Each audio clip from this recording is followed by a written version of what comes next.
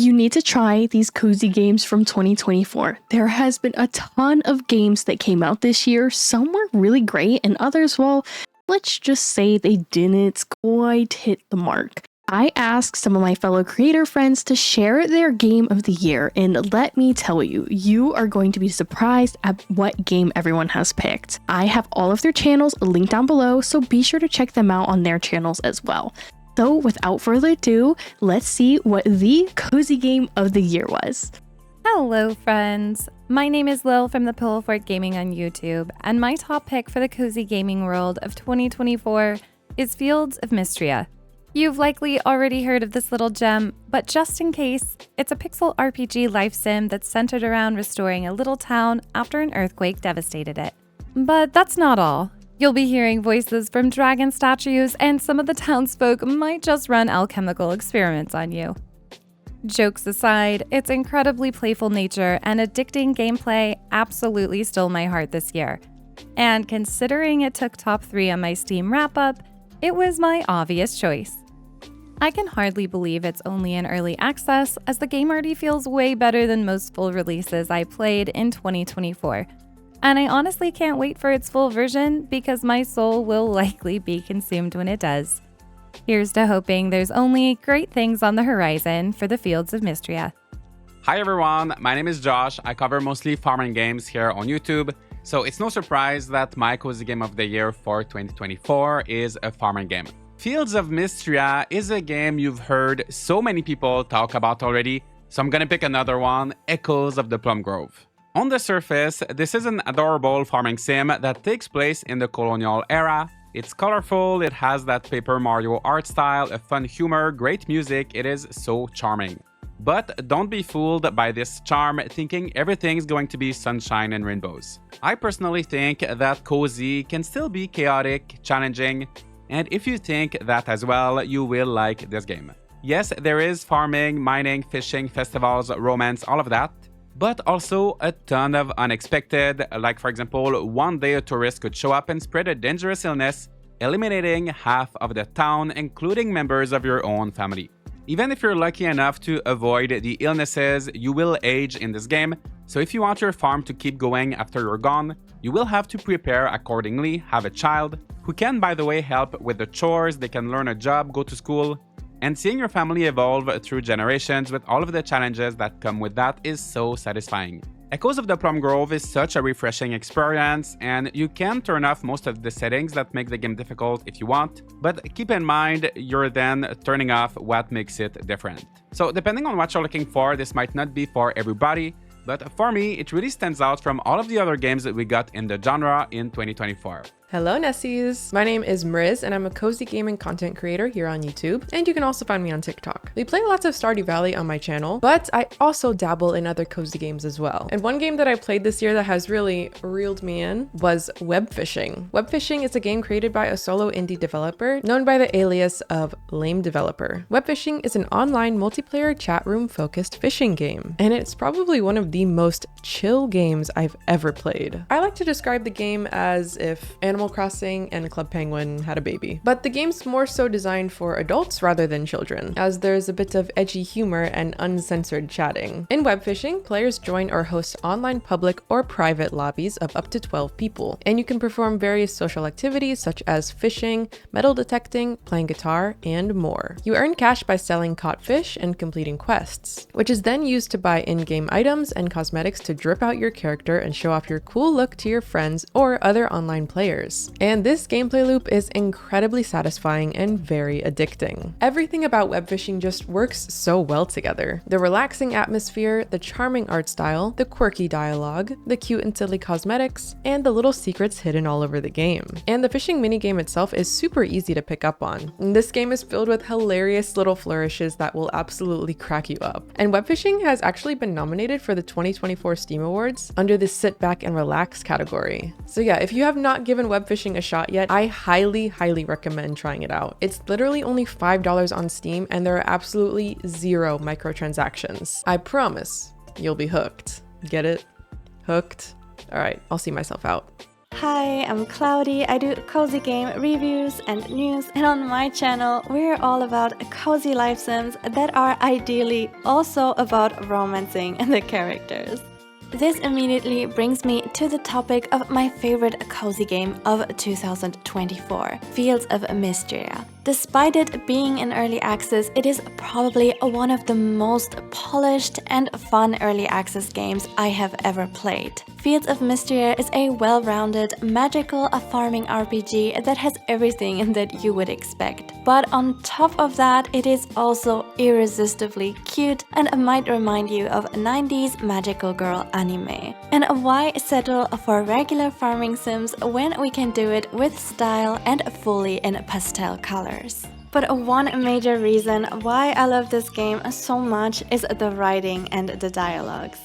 It is very rare for me to feel like the characters in farming sims have a real depth and complexity, but in Fields of Mystria there wasn't a single character I wasn't intrigued by. I don't even know who I choose to romance because they're all really unique and have interesting facets to them. I love to see how they interact with each other, and it is way too much fun to read all their daily dialogues, participate in group events, and level up my affection with them and see their hard events play out. While the story isn't finished yet, I cannot wait to see how everyone's personal backstories will unfold. I can only recommend playing Fields of Mystria, especially if you love gushing over 2D pixels like me. Hey guys, Ramen King here, and I'm a creator here on YouTube that loves playing and reviewing fantastic cozy games. First off, thank you so much to Lock Vanessa for inviting me on for this video. My favorite cozy game of the year for 2024 of all the cozy games I got to play has got to be Luma Island. There's so much to explore in this game with 7 professions to choose from. You can be a cook, brewer, treasure hunter, blacksmith, fisherman, jewelry crafter, and archaeologist. I chose the cook as my first profession because I love cooking in real life. Plus, this profession has you doing a lot of farming. It doesn't require too much effort and is something I really enjoy doing in this game. I chose Luma Island because every time I played for a bit and closed the game, the more I wanted to play again as soon as possible. And before I knew it, I found myself thinking, oops, looks like I'm addicted. I found myself really enjoying myself while exploring the island for hours on end, discovering mysteries and secrets, solving puzzles around the island, or simple things where I just turned my brain off, relaxed, and did some good old farming back at home. If you still haven't tried Luma Island yet and are looking for something adventurous with a lot of exploration and item gathering and crafting, I highly suggest that you go pick it up on Steam right now. You won't be disappointed. Hello, my name is Mellonz, and I am a cozy variety streamer and content creator. I love anime, Studio Ghibli, reading, and gaming. Throughout 2024, I didn't play too many new games, but there were 2 that really stuck out to me. I've been playing Stardew Valley since 2018, and it has been my favorite game for such a long time. Because I hyperfixate on games, I normally don't try out that many new ones, but this year was a bit different.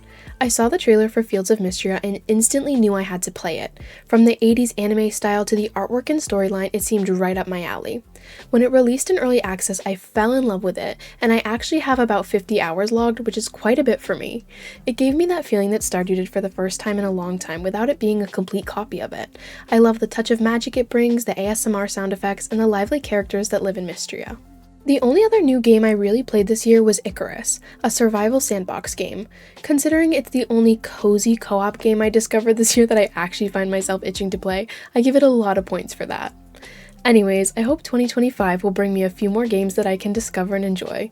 Thank you, Locke, so much for having me. Hi guys, I'm Nikki and welcome to the Cozy Cove.